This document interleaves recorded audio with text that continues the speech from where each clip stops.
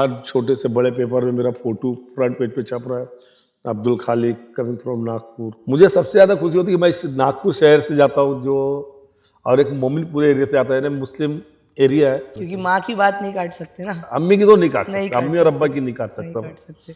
तो क्या नागपुर शहर या महाराष्ट्र की तरफ से कुछ रिकॉग्निशन या कुछ अवार्ड वगैरह आपको मिला है?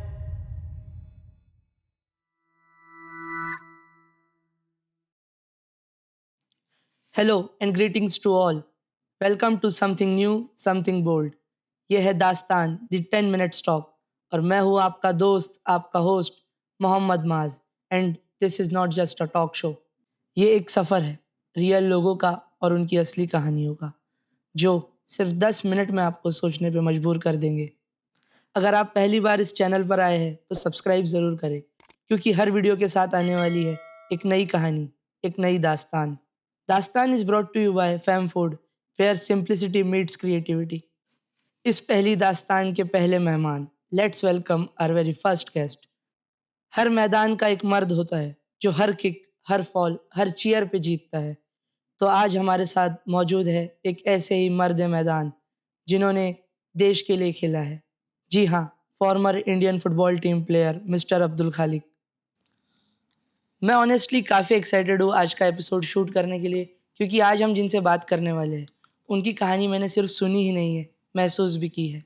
अस्सलाम वालेकुम। वालेकुम अस्सलाम रहमतुल्लाहि व बरकातुहू। आपका बहुत बहुत शुक्रिया हमारे दास्तान के पहले एपिसोड में आने के लिए। शुक्रिया तो हमने आप लोगों को कहना चाहिए, करना चाहिए कि आप लोगों ने हम लोगों को बुलाया। एक नागपुर शहर में फर्स्ट टाइम ऐसा मौका मिल रहा है जो है कि यानी स्टूडियो में बैठ के आपके चैनल के माध्यम से हमें कुछ स्पोर्ट्स के बारे में डिस्कशन करने का मौका मिल रहा है। तो इससे मैं आपका और आपकी टीम का शुक्रिया अदा करता हूँ। आपको तो मैं बचपन से जानता हूँ, पर अभी हम कैमरे के इस साइड बैठे हैं तो पूछना ज़रूरी है, कैसा क्या चल रहा है ज़िंदगी में? अल्हम्दुलिल्लाह बहुत बढ़िया चल रहा है, अल्लाह का करम और एहसान है। सब लोगों की दुआएं हैं, सब अल्हम्दुलिल्लाह एकदम फर्स्ट क्लास है, किसी चीज़ की कोई कमी नहीं। चलिए माशाल्लाह, बहुत अच्छी बात है, आप खुश हैं अपनी ज़िंदगी में, खुश नहीं, अल्लाह का बहुत शुक्र खुश हूँ अल्हम्दुलिल्लाह। है माशाल्लाह। तो चलिए फिर वही बात करते हैं आपसे, let's get back to the beginning. Football का वो पहला टच, पहला सपना, पहला मैच, क्या याद आता है? काफ़ी यानी मैं बचपन से ही फुटबॉल खेलता था, तकरीबन नहीं कुछ तो मैं बताना चाहूँ आपको, यानी 6-7 साल 8 साल की उम्र से ही हमारे भाई लोग खेलते थे, असलम जमाल, मोहसिन जमाल। तो एक यानी घर का माहौल ही था हमारा अच्छा, फुटबॉल का, जहाँ तक अल्हम्दुलिल्लाह। और मोहल्ले में भी काफ़ी इंटरेस्ट था। उस टाइम में काफ़ी टूर्नामेंट होते थे नागपुर में, यंग मुस्लिम फुटबॉल ग्राउंड में, कंस्ट्रक्शन पार्क में लीग होता था, मोती बाग में होते थे। तो देख-देख के काफ़ी यानी इंटरेस्ट होने लगा मुझे कि यानी फुटबॉल खेलना चाहिए। मैं पहले फुटबॉल खेलना गोलकीपर से स्टार्ट किया। अच्छा गोलकीपिंग से स्टार्ट जी। किया आपने। लेकिन काफ़ी दिन गोलकीपर करने के बाद मैंने एकाएकी अपने आप को चेंज किया कि नहीं, हमारा भाई फॉरवर्ड खेलता तो मैं भी फॉरवर्ड खेलना चाहिए। अच्छा, तो मैं अपने आप को चेंज किया कि मैं स्ट्राइकर खेलना चालू कर। तो अल्हम्दुलिल्लाह यानी स्टार्ट में जब थोड़ा तकलीफ हुआ, तकरीबन 86 वगैरह से, मैं 86 में मैंने स्टार्ट किया। 86 86 यानी में महाराष्ट्र में बी डिवीजन खेलना चालू किया मैंने, बी डिवीजन से खेलना स्टार्ट। महाराष्ट्र क्लब से। तो 87 86 में मैं स्टार्ट किया। उसके बाद 1 साल बाद यंग मुस्लिम क्लब में आया। अल्हम्दुलिल्लाह उसके बाद डिस्ट्रिक्ट खेला। डिस्ट्रिक्ट के बाद तकरीबन मेरे ख्याल से 89 90 का संतोष ट्रॉफी मैंने, संतोष उस ट्रॉफी। टाइम में अंडर 23 का लिमिटेड संतोष ट्रॉफी है कि इसके ऊपर नहीं खेल सकता। तो उसमें अल्हम्दुलिल्लाह मुझे नागपुर से महाराष्ट्र टीम के साथ मैंने स्टेट लेवल में एक चांस मिला, और अल्लाह का करम था, उसमें मैंने हैट्रिक किया, काफ़ी गोल अरे किया। माशाल्लाह। उसके बाद हमारी टीम क्वालिफाई हुई। क्वालिफाई होने के बाद हम लोग गोवा गए, वहाँ भी अल्हम्दुलिल्लाह अच्छा परफॉर्म हुआ। ऐसी सिलसिला चलता रहा। दूसरे साल फिर संतोष ट्रॉफी टीम में मुझे चांस मिला, क्योंकि मैं 1 साल अच्छा परफॉर्म कर चुका था। तो आने वाले साल फिर मुझे कॉल किया गया कि भाई आपको फिर आना है। फिर हम लोग पालघाट में संतोष ट्रॉफी खेले। उस साल हम लोग चैंपियन हुआ, Maharashtra state. Maharashtra state champion. हाँ, यानी स्टेट लेवल संतोष ट्रॉफी जो नेशनल चैंपियन हुआ। चैंपियन होने के बाद मुझे नौकरी मिली ICCR में, साउथ सेंट्रल में। रेलवेज में। जी, बढ़िया। नौकरी ज्वाइन किया। फिर उसके बाद ये सिलसिला चलता रहा। फिर एकाएक मोहम्मडन स्पोर्टिंग से कॉल आया कि आपको आना है Calcutta, Mohammedan sporting Mohammedan Kolkata. Sporting Calcutta. अच्छा। तो बहुत हिम्मत करके मैंने तो पहले सोचा जाऊं कि नहीं जाऊं, बहुत, क्योंकि नई नई नौकरी लगी थी एकदम। लेकिन फिर एक ऐसा लगा कि नहीं, थोड़ा जिंदगी में रिस्क लेना चाहिए, क्योंकि बिना रिस्क लिए कोई काम बनता नहीं है। ज़रूरी है, और सही ये भी हो बात है। सकता है अल्लाह ताला को असबाब पैदा करना था। इसलिए अल्लाह ताला ने मुझे वहाँ बुलाना आया, मैं गया। मैं जाने के बाद मुझे ऐसा महसूस हुआ कि मैं जो जगह आया हूँ ये बहुत डिफिकल्ट जगह है, क्योंकि वहाँ बड़े बड़े फॉरेनर, एक से एक प्लेयर थे। उनके बीच में जब मैं खेलना चालू हुआ काफी दिन, तो कुछ थोड़ा ऐसा महसूस हुआ कि नहीं, अपना डिसीजन कहीं गलत ना हो जाए। लेकिन बोलते हैं ना, अल्लाह जिस पे मेहरबान रहे तो फिर तो कुछ देखना नहीं। फिर एयरलाइंस गोल्ड कप का एक टूर्नामेंट था, कुछ प्लेयर हमारे इंडिया टीम में गए हुए थे, तो उनकी जगह हमको तुरंत चांस मिल गया। फिर सही एक बार बात। सोचता था मैं कि यार मैं नौकरी छोड़ के आया हूँ, दोबारा मिलेगी कि नहीं, इसलिए थोड़ा सा आगे पीछे होता। लेकिन फिर खेलते खेलते मुझे 2-4 टूर्नामेंट में टॉप स्कोर होने के बाद में डूरन कप खेला, सेठ नागजी, ऐसा खेलते खेलते मुझे एकदम डायरेक्ट से इंडिया टीम में कॉल आ गया। चलो बढ़िया है कोई माशाल्लाह। प्लेयर का कुछ इंजरी हो गई तो भाई आपको डायरेक्ट, यानी मैं नागपुर आना था, लेकिन मेरे को कॉल आया कि भाई आपको फ्लाइट का टिकट दिया जा रहा है, आप जाइए बेंगलोर में इंडिया टीम के लिए। अब वहां जाके भी मुझे फर्स्ट 11 में चांस मिल गया। बढ़िया है, तो यानी मैं पीछे देखने का मौका नहीं मौका मिला, ही नहीं मिला। है ना। तो फिर मैं भी हिम्मत करा और दूसरे साल आगे बढ़ता गया खेलते गया। तो ये एक नई शुरुआत है, बोलते ना, अल्लाह ताला जब आदमी को असबाब पैदा करता है ना कहीं से उसको रास्ता दे देता है। तो कोई भी जर्नी स्टार्ट होती है तो उसमें स्ट्रगल्स बहुत होते हैं। स्ट्रगल, बिना स्ट्रगल के तो आपको कुछ कर ही नहीं सकते आप, चाहे कारोबार हो, खेल हो। देखिए मैं बताऊँ ना, एक स्पोर्ट्स मैन जो होता है ना, स्पोर्ट्स मैन जो होता है ना, जब अपनी लाइफ स्टार्ट करता है ना, तो ये समझ लीजिए वो अपनी पढ़ाई लिखाई सब बैक कर देता है। सही बात है। अगर वो सक्सेस हो गया तो उसका फ्यूचर है ना, किस्मत अच्छी है। क्योंकि अब आप देखिए ज्यादातर लड़के लोग जो बेचारे आते हैं अभी, मैं देखा हूँ, जो स्कूल से कॉलेज से बेचारे दोस्त थे कि मैं खेलूं कि पढ़ूं, खेलूं कि पढ़ूं, है ना। अगर वो खेल लिया, अगर सक्सेस हो गया तो उसका फ्यूचर बन गया, अगर नहीं हुआ तो क्या हुआ, सही बात है। है ना। पहले तो ऐसा था, कुछ लोगों को रोजगार नौकरी के बहाने मिल जाती थी, नौकरी है, कहीं ना कहीं जॉब मिल जाता था, लेकिन अभी तो वो भी बंद हो गया है, जॉब भी नहीं है। प्रोफेशनल खेलने जाओ तो इतना कंपटीशन है कि हद से ज्यादा कंपटीशन, तो हद से ज्यादा हो गया, है ना। जिस वक्त हम लोग जाते थे बंगाल से, अगर संतोष ट्रॉफी खेलते थे, हमारे 5-5 स्ट्राइकर, 6-6 स्ट्राइकर था, 2 लोग को दो खेलना लोगों है। को खिलाना है, जगह दो लोगों स्ट्राइकर की, दो लोग कई। लोग का होता है, और सब अच्छा परफॉर्मेंस है, तो उससे फाइट, जो अच्छा खेलेगा, जो एक बार जीता, वही मिलेगा उसे चांस। आपकी लाइफ का कोई ऐसा स्ट्रगलिंग पॉइंट? स्ट्रगलिंग ही स्ट्रगलिंग है, जब स्टार्ट किए वो तो मालिक ने जो एहसान किया हम पे, स्ट्रगल ही है। मैं तो बहुत स्ट्रगल कर रहा हूँ, ये समझ लिया, शुरू से लेके जब तक ये कलकत्ता गया हूँ, यानी नौकरी लगने के बाद, अल्हम्दुलिल्लाह अल्लाह का एहसान है, क्यों ऐसा बोलूं, वहां से राहत ही राहत है, और चलिए आज तक के बढ़िया, राहत बढ़िया है। तो हम देखते हैं ये है ना। पर्सनल लाइफ में हाँ, आपकी जितनी इंस्पायरिंग जर्नी हो उतने लो फेजेस होते ही है। तो आपकी ऐसी, आपकी लाइफ में ऐसा कोई मोमेंट जो जब जिंदगी रुक सी गई हो, जब लगा हो कि नहीं यार अब नहीं कर पाऊंगा, ऐसा कोई मोमेंट? नहीं मेरा में ऐसा मोमेंट ही नहीं है, क्योंकि मैं जब अच्छा, स्टार्ट किया 92 से यानी कलगड़ा में, तो मैं 2004 तक के कलगड़ा में खेलता रहा। लेकिन जब मेरे को मेरे अम्मी ने बोली कि बेटा बस, यानी खत्म, अब वहाँ से छोड़ के नागपुर आ जाओ, तो मैं उस टाइम भी अच्छा काफ़ी फॉर्म में था, यानी मेरी उम्र उस टाइम में मेरे ख्याल से तकरीबन 32 या 33 ईयर्स, यानी फुल फॉर्म में मैंने अपने आप को वहाँ से छोड़ के अच्छा। हट गया कलकत्ता में, क्योंकि मुझे ऐसा लगा कि नहीं, अब जब घर वाले बोल रहे अब नहीं खेलना, तो वापस हो जाना क्योंकि चाहिए। माँ की बात नहीं काट सकते ना, अम्मी की तो नहीं काट नहीं सकता, काट अम्मी और अब्बा सकते, की नहीं काट नहीं सकता मैं। काट सकते। तब उन्होंने उनकी बोल दिया दुआओं कि से हाँ, इतना आगे पहुंचे थे। कि भाई आप नहीं वापस आ जाओ, तो मैं तुरंत ही छोड़ के, मैंने ऐसा भी नहीं कि मैंने एकदम रिजेक्ट कर दिया मुझे कि आपको हटना है, वैसा नहीं, फुल फॉर्म में एकदम खेलते खेलते सडनली छोड़ दिया मैंने। तो मुझे इतना फील नहीं हुआ, लेकिन अब फील होता है कि थोड़ा और रहता तो और थोड़ा अच्छा हो जाता था, लेकिन नहीं, जो है मुकद्दर में, अल्हम्दुलिल्लाह मालिक का शुक्रिया अदा करते हैं। अब बात करते हैं आपकी जो टीम इंडिया की जर्नी थी, जब आपका सिलेक्शन हुआ, आपने बताया आप पहले ही मैच में प्लेइंग 11 में भी जगह मिल गई, तो वहाँ कैसा माहौल था डगआउट में, वहाँ पे ड्रेसिंग रूम में कैसा माहौल था, और कौन कौन दिग्गज खिलाड़ी आपके साथ थे, उनकी हम लोग कुछ के टाइम यादें? में तो सब अभी भी, जो IM विजयन है, जो अर्जुन अवार्ड है, द्रोणाचार्य अवार्ड है, सॉरी, उसको कई अवार्ड से सम्मानित किया गया। उस टाइम में हम लोग कॉन्फिडेंस कंपटीशन बहुत टफ था।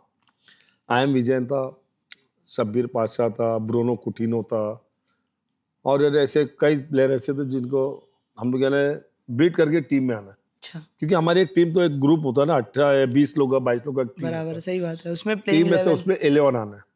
अब 11 आने के लिए तो सडनली कोई हमको आएगा नहीं चांस, लेकिन धीरे धीरे यानी पहला मैच नहीं मिला, लेकिन दूसरे मैच से मुझे चांस मिलने लगा। मैं जब अच्छा। पहला चांस लिया, फिनलैंड के अगेंस्ट मैच था हमारा, नेहरू गोल्ड कप मद्रास में।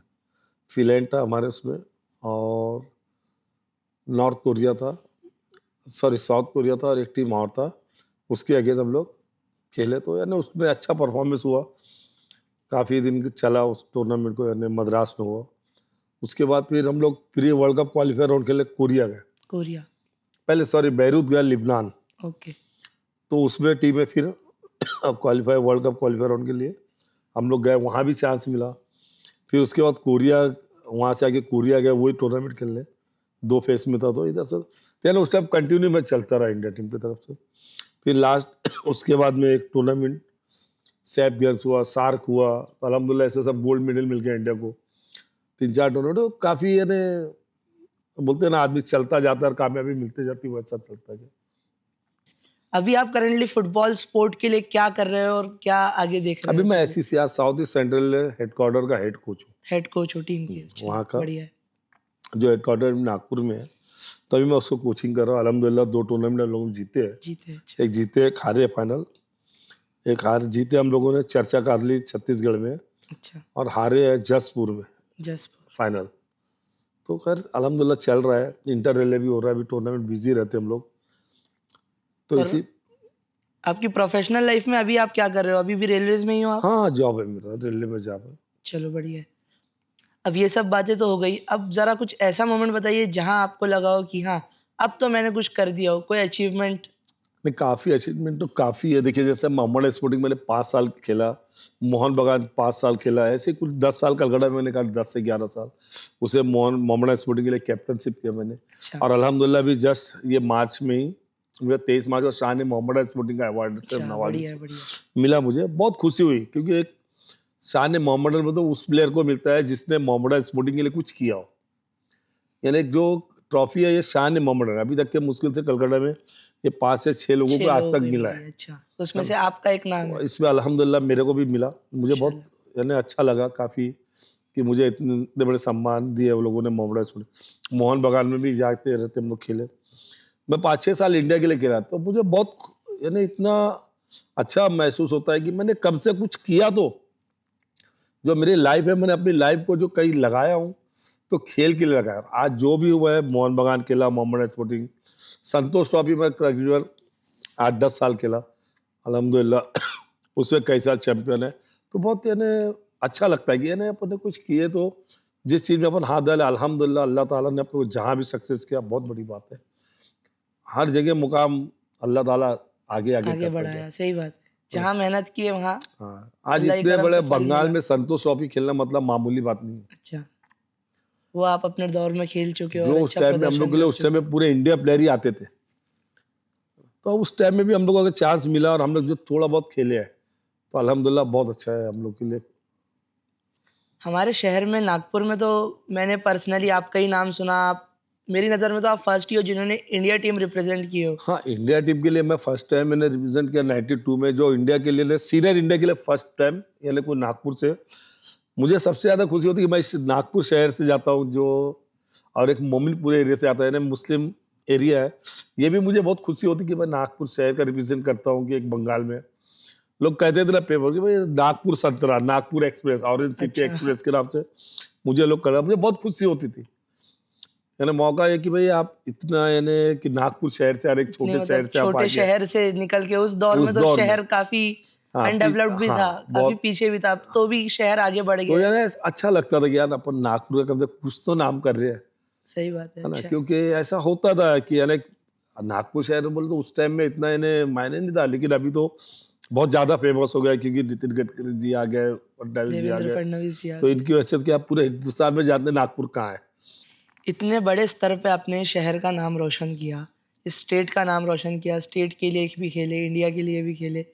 तो क्या नागपुर शहर या महाराष्ट्र की तरफ से कुछ रिकॉग्निशन या कुछ अवार्ड वगैरह आपको मिला है? तो मुझे तो आज तक ऐसा कोई अवार्ड नहीं मिला जो जिससे यानी नागपुर शहर के सम्मानित किया गया है, कि आपने इंडिया के नागपुर का नाम इतना किए या नागपुर के लिए जाके खेले, तो आपको कुछ ना। आज तक के जो खासदार ट्रॉफी होती है उसमें कोई अवार्ड मिला है, क्योंकि उसमें एक स्पोर्ट्स पर्सनल का अवार्ड होता है, जो अच्छा, सब स्पोर्ट्स वालों को दिया था, फुटबॉलर को, क्रिकेटर को, हॉकी को, फुटबॉल, यानी हर खेल का क्या, लेकिन आज तक नहीं मिला, क्योंकि वो हो सकता है मैं उस लायक नहीं रहा तो इसलिए उन्होंने नहीं दिए। नहीं, लायक की बात तो क्या है, वो तो अब इतनी बातें सुन के हम ही जान चुके हैं कि आप मोस्ट डिजर्विंग पर्सन हो इन जैसे अवार्ड्स के लिए, लेकिन शायद ऊपर वाले ने कुछ बड़ा सोचा हो आपके लिए। हो सकता है ना महाराष्ट्र स्टेट से कोई अवार्ड आज तक मिला है, ना नागपुर शहर से कोई ऐसा अवार्ड मिला है, ना ऐसा नागपुर में कोई लोकल लोगों ने ऐसा, यानी लोकल बॉडी ने कि भाई स्पोर्ट्स के हो आप, फुटबॉल हो, ऐसा कुछ नहीं हुआ। जो बंगाल से मिला है वो नागपुर से कुछ नहीं है, ऐसा देखा जाए तो।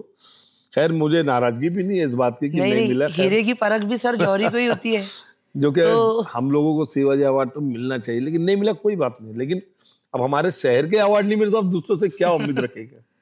चलो देखते हैं, उम्मीद करते हैं शायद शहर से भी अब अवार्ड मिलने लगे। ठीक, इतना तो नाम हो ही चुका है, कई सालों से नाम है, तो आशा करते हैं शहर से। नाराजगी नहीं है, नहीं मिला कोई बात नहीं है, लेकिन जो आदमी है जिसका हक है उसको मिलना चाहिए। सही अब जिसने खेला ही नहीं, वो स्टेट भी नहीं खेला, उसको मिल जाए तो थोड़ा दुख होता है ना भाई, कि यानी हम इस लायक रहने के बाद भी अगर हमको नहीं मिला तो दुख होता है ना आदमी को। ऐसा नहीं, बात पैसे की नहीं है, बात सिर्फ एक ट्रॉफी की होती है। आदमी को रिस्पेक्ट मिले तो वो उससे खुश हो जाता है भाई, कि भाई ये मेरे को पोस्ट मिली है। सही बात है ना। तो ये तो नागपुर में होते ही रहता है, कोई ऐसी बहुत बड़ा मैटर नहीं है। जहां तक मैं अभी देख रहा हूँ नागपुर में खासतौर पर ना, स्पोर्ट्स को यानी सिवा क्रिकेट के वो स्कोप नहीं मिल रहा जो मिलना चाहिए। सही बात है, ये बात तो हर कोई बोलेगा, हर कोई नोटिस करता है, क्योंकि हम देखिए मास के जैसा है, पूरे नागपुर शहर में आप देख लो, फुटबॉल के 2 मैदान नहीं है, 2 स्टेडियम नहीं है। एक है मोतीबाग रेलवे का स्टेडियम, हाँ, है ना, एक एनडीएफए का महानगर पालिका का, है ना, उसके अलावा कुछ है नहीं। सही बात है। और लड़के अगर खेलेंगे तो कहाँ खेलेंगे। अन्ना हमारी महानगर पालिका इसके बारे में कुछ आवाज करती है। खाली हम लोग ये एक चीज देखते हैं, हमारा परफॉर्मेंस क्या है भाई। परफॉर्मेंस करने के लिए हमारे को फुटबॉल मैदान होना, प्लेयर होना, अच्छा कोच होना, कोच के साथ में अच्छा यानी फैसिलिटी चाहिए, अच्छी नहीं तो कंधे बुरी, थोड़ी बहुत तो फैसिलिटी चाहिए। आज देखो चीफ मिनिस्टर नागपुर का है, कैबिनेट मिनिस्टर नागपुर का है, लेकिन उसके बाद ही हमारा क्या है, कई मैदान है पूरे नागपुर शहर में, आप देख लीजिए। मैं ये आज से नहीं कर रहा हूँ, ये काफी दिन से कर रहा हूँ ना, महानगर पालिका कभी कुछ हमारे को, है ना। तो इससे जब तक आदमी थोड़ा देखेगा नहीं, एक दूसरे को टच में नहीं रहेगा, उससे उसका इंटरेस्ट बढ़ेगा नहीं। चलिए आशा करते हैं अगर ये वीडियो वहां तक जाती है तो शायद फुटबॉल के लिए कुछ हो जाए सरकार की तरफ से या महानगर पालिका की तरफ से, फुटबॉल के लिए और यंगस्टर्स के लिए कुछ हो जाए। अब बात यंगस्टर्स की निकली है तो कुछ मैसेज देना चाहूँगी यंग बच्चों को जो अपने सपनों को लेकर आते हैं लेकिन उनके सपने साकार नहीं हो पाते। सपने ठीक है, सपने देखना ठीक है, लेकिन सपने को सक्सेस करने के लिए आपको वर्क करना पड़ेगा। वर्क मतलब कैसा, ऐसा वर्क नहीं क्या जब हम कोई चीज में हाथ डाले तो ऐसा डालना चाहिए हमने कि इसमें मुझे कुछ एम होना, कि मुझे ये खेलना है, मुझे ये बनना है। आप कोशिश तो करो, मैं बोल रहा हूँ इंशाल्लाह आप सक्सेस हो जाओगे। अगर आप सोचोगे कि मैं यार खेलूंगा और मेरे को तरक्की नहीं मिलेगी तो आप निगेटिव आ गए, तो आपको तरक्की नहीं मिलेगी। सोच पॉजिटिव होना कि मैं ये कर सकता हूँ इंशाल्लाह, है ना, यानी अपने आप में कॉन्फिडेंस है ना, ओवर कॉन्फिडेंस नहीं होना, मुझे कॉन्फिडेंस होना मैं ये कर सकता हूँ। कुछ टूर्नामेंट ऐसे थे जो हम लोग इतना भरोसा देते कोच को, कोच आप टेंशन मत लो मैं गोल मार के दूंगा इंशाल्लाह, अब मालिक को सोचता था और मार के देते थे। अभी इंडियन टीम खेले हुए प्लेयर्स में से और जो भी दिग्गज खिलाड़ियों में से उसमें किसी से कांटेक्ट है, बातचीत है? सभी से होता है, बैचुन भूटिया से, सुनील छेत्री से होते रहती है। अभी हम लोग यहाँ बोकारो में थे, अच्छा, रांची में थे, हम लोग का एग्जीबिशन मैच होते रहता है, जाते रहते हैं। बढ़िया है। ऐसा कुछ ही नहीं है, सब हम लोग मिलते हैं। और किसी फॉरेन प्लेयर से मुलाकात या बातचीत या कुछ? फॉरेन प्लेयर से अभी ये हम लोग मोहन बागान में एक टूर्नामेंट मैच बुलाया था, क्या नाम है उसका, बार्सिलोना टीम आई थी। अच्छा, वो अबाउट 40, तो हम लोग भी इंडिया से, नागपुर से मैं भी गया था खेलने। अच्छा, मैं मोहन बागान के लिए खेला, तो उसमें सब बड़े बड़े प्लेयर आए थे पूरे अपने दौड़ के एकदम खास सब बड़े खिलाड़ी जो भी तो उन लोगों के साथ है ना, इंडिया टीम की तरफ से है ना, मैं था नागपुर से नहीं, महाराष्ट्र से ही मैं था। आपने रिप्रेजेंट किया? मैं नागपुर से, महाराष्ट्र। काफी प्राउड मोमेंट है, पूरे स्टेट के लिए काफी प्राउड मोमेंट है कि महाराष्ट्र के नागपुर शहर से आपने निकल कर इतनी मेहनत करके इतना बड़ा नाम दिया। हम काफी प्राउड फील करते हैं आपके लिए। आपकी मेहनत ही थी जिसने शहर का भी एक नाम उस लेवल तक पहुंचाया, उस लोगों तक पहुंचाया। शुक्रिया बहुत बहुत, पूरे शुक्रिया। शहर के तरफ से आपको शुक्रिया कहना शुक्रिया। चाहेंगे। तहे दिल से आपका शुक्रिया, आपने वक्त दिया, आपकी कहानी शेयर की हमारे इस छोटे से टॉक शो में। ये कॉन्सेप्ट भी हमने जो शुरू किया है, ये मेनली जो पॉडकास्ट हुआ करते थे 40-40 50-50 मिनट के लिए, पब्लिक को बोर होता था, इसीलिए हमने कॉन्सेप्ट लाया 10 मिनट का 10 मिनट्स टॉक के नाम से, जिसमें आप अपनी कहानी भी बता सकते हो और साथ ही साथ पब्लिक जो ऑडियंस है, जो व्यूअर्स है, उन्हें बोर भी ना हो। तो इसलिए तहे दिल से आपका शुक्रिया, आपने अपना वक्त दिया, अपनी कहानी शेयर की, शुक्रिया बहुत बहुत। आपका भी शुक्रिया जो आप लोगों ने अपने इस प्रोग्राम में बुलाया। मैं आपका, आपकी टीम का शुक्रिया अदा करता हूँ। सारे नागपुर के लोगों का भी शुक्रिया अदा करता हूँ। इंशाल्लाह फिर कभी मौका मिला तो फिर आपके इंशाल्लाह वक्त। इंशाल्लाह। अब्दुल खालिक सर, ये हमारी दास्तान की टीम की तरफ से आपके लिए एक छोटा सा तोहफा, ये प्लीज शुक्रिया एक्सेप्ट। आपका, आपकी टीम का मैं फिर से एक बार शुक्रिया अदा करता हूँ। इंशाल्लाह उम्मीद करता हूँ फिर मौका मिलेगा तो आपके साथ हम बैठेंगे और इंशाल्लाह। आपके स्टूडियो में वापस आएंगे फिर इंशाल्लाह। तो बस दोस्तों, ये थी पहली दास्तान, एक कहानी, एक सफ़र, एक जज्बा जो दिल तक को छू गया। मिस्टर अब्दुल खालिक जैसे लेजेंड से मिलना हमारे लिए भी एक ऑनर की बात है। अगर आपको ये एपिसोड पसंद आया हो तो इस वीडियो को लाइक ज़रूर करना और कमेंट्स में अपना फेवरेट मोमेंट ज़रूर बता कर जाना। और हाँ दोस्तों, सब्सक्राइब करना ना भूले, क्योंकि ये तो बस शुरुआत है। हर वीडियो के साथ देखने मिलेंगी आपको एक नई आवाज़, नई कहानी, सिर्फ दास्तान द 10 मिनट्स टॉक पे। मैं हूं आपका दोस्त Mohammed Maaz. This video is being shooted at vibes karaoke studio and special appreciation to 2 of my team members, mister Farhan Ansari and mister Umair Afnan. मिलते हैं अगले एपिसोड में। इसके साथ हमारे साथ बने रहिए हमारे यूट्यूब चैनल फैम फूड पे।